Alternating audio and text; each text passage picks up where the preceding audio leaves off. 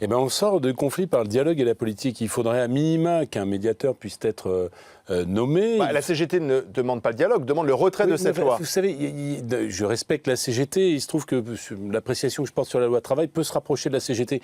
Mais le dialogue dans le pays ne se résume pas à un Premier ministre qui joue sa survie et une organisation syndicale qui a sa propre dynamique. Il y a un pays et il faut que nous puissions en sortir. Ce que souhaitent les Français, il y a une opposition forte qui n'est pas à contester par rapport à cette loi de travail. Les gens demandent, ont été choqués par l'usage du 49.3 et demandent le retrait de cette loi.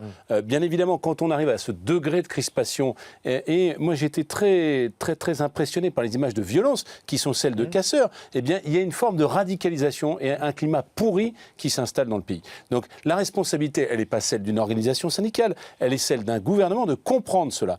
Pour Manuel Valls, si, c'est la faute de la CGT. Oui, mais la CGT est dans une impasse, c'est ce que dit le Premier ministre. Il faut à un moment donné qu'on sorte de la cour d'école, fût-elle au plus haut niveau. Moi, je ne me retrouve pas c'est pas la cour d'école parce que ce sont les Français qui subissent quand même le manque de carburant.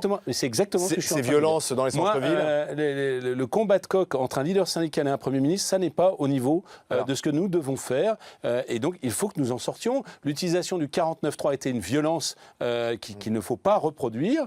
On voit très bien quels sont les chemins de discussion. Il faut revoir l'article 2. Ce matin, il y a eu un discours contradictoire, un pataquès assez étonnant et inédit. En direct, quasiment, nous avons donc le Premier ministre qui dit on ne touchera pas l'article 2. Nous avons son ministre des Finances, Michel Sapin, qui dit on peut modifier l'article 2. Finalement, Valls recadre Sapin. Et depuis le Japon, G7, c'est François Hollande qui est obligé de préciser que c'est le Premier ministre qui a raison. Alors, le point de sortie, très clairement, c'est de toucher l'article 2. Il y a un moment donné, mais bien sûr, il y a un moment donné, on arrête... C'est celui, on va préciser, qui parle de la fameuse inversion de la hiérarchie des normes, c'est-à-dire qu'un accord d'entreprise sur l'aménagement du travail pourrait primer sur les accords de branche. On sait très bien qu'à la fois les frondeurs, à la fois ce qu'on appelle les députés du Marais et Jean-Claude Mailly disent on peut aboutir sur une formule que Sirug a proposée, qui n'a pas été arbitrée favorablement, qui est une forme d'inversion de la hiérarchie des normes, c'est-à-dire un accord d'entreprise, mais avec une validation a priori par la branche professionnelle.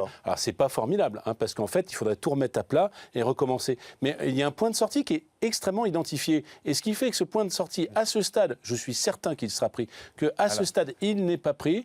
Il y a moyen de réécrire l'article 2. Je voudrais savoir, Monsieur Vérité, vous êtes d'accord avec ça ?